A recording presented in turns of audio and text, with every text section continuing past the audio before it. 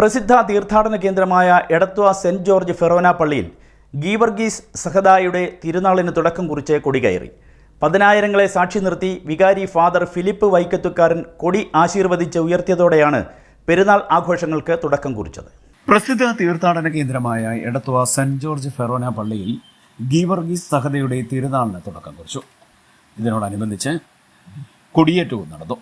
പതിനായിരങ്ങളെ സാക്ഷി നിർത്തി വികാരി ഫാദർ ഫിലിപ്പ് വൈക്കത്തുകാരൻ കൊടി ആശീർവദിച്ച് ഉയർത്തിയതോടെയാണ് പെരുന്നാൾ ആഘോഷങ്ങൾക്ക് തുടക്കം കുറിച്ചത്.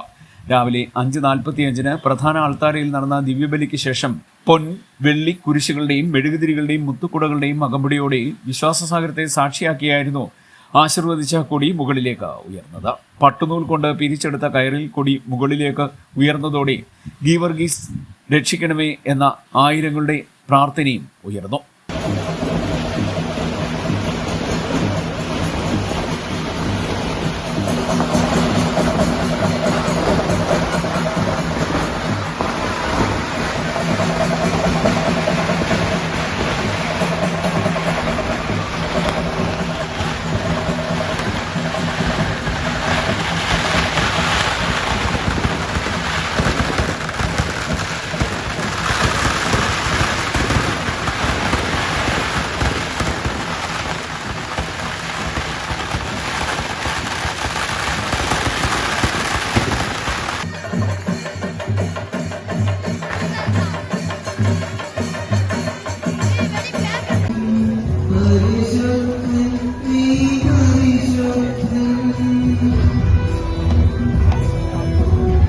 തമിഴ്നാട്ടിൽ നിന്നുള്ള തീർത്ഥാടകരാണ് പെരുന്നാളിന് കൂടുതലായി എത്തുന്നത് എന്നതും പ്രത്യേകതയാണ്.